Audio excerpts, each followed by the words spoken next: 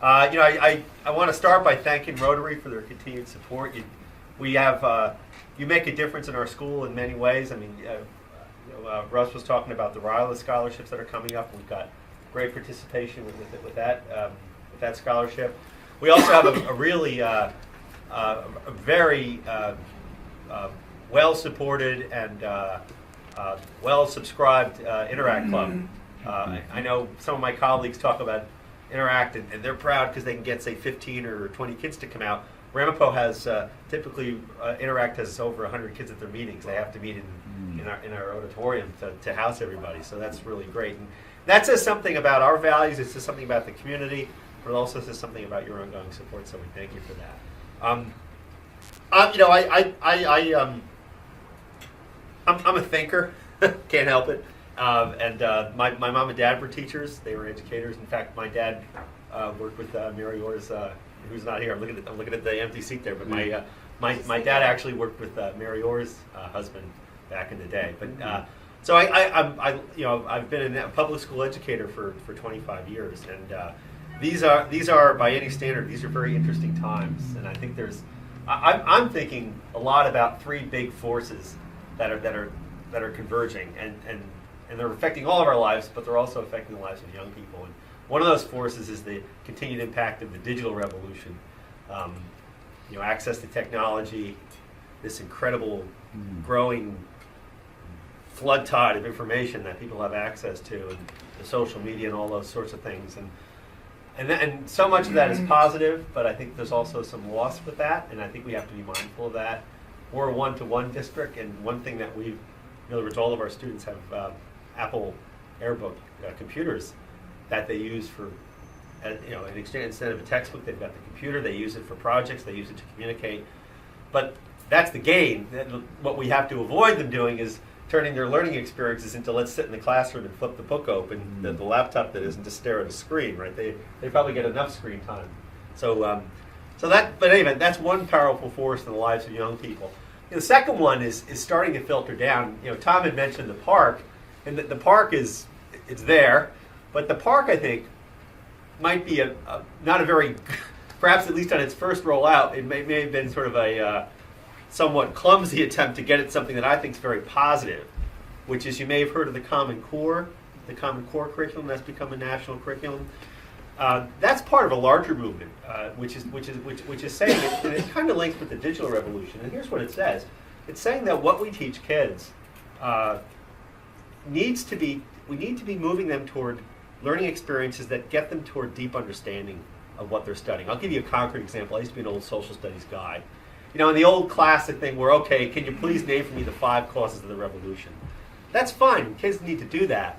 But by the deeper learning, what I'm talking about is, we want them to be at a point where they can not only talk about the significant causes of, say, an event like the American Revolution, but they can actually get into what is the source of conflict among human beings. How does our revolution compare with other revolutions? How are economic forces sometimes more important than ideological forces, or in other conflicts, it may be conflict that's driven by other forces.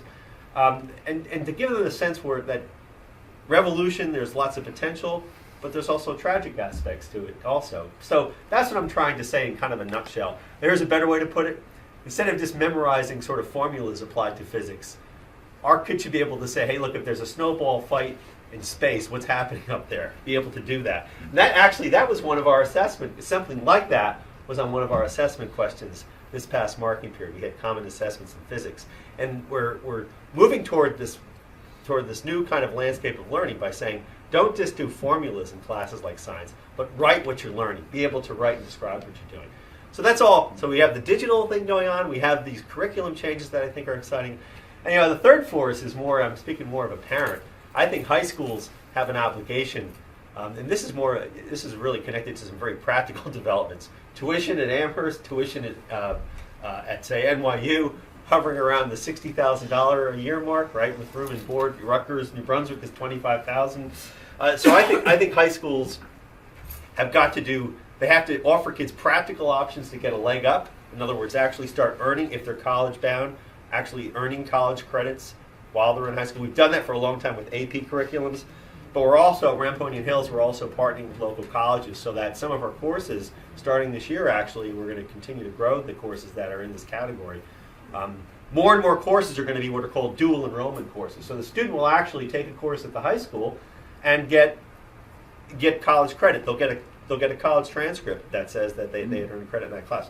That's a good thing, right? Because it's saying to kids, get a leg up on things. And my hope is that within 3 years, when I come back to Rotary in 3 years, I'd love to come back next year, but I'm saying, my annual report in 3 years.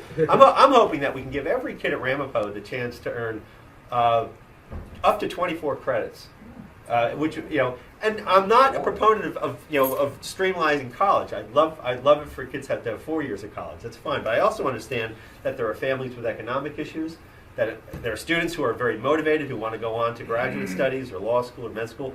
And they might want to say, hey, I want to compress some of that. I want to compress that 4 years into 3 years. So that's kind of the landscape. Ramapo, on the big picture stuff that I think about every day. Ramapo continues to thrive. By any standard, the school is excelling. Our athletic teams just finished up a great winter season. We're having a hard time getting spring going because of the snow, but that's okay. That's life. Academically, we're an academic powerhouse as well.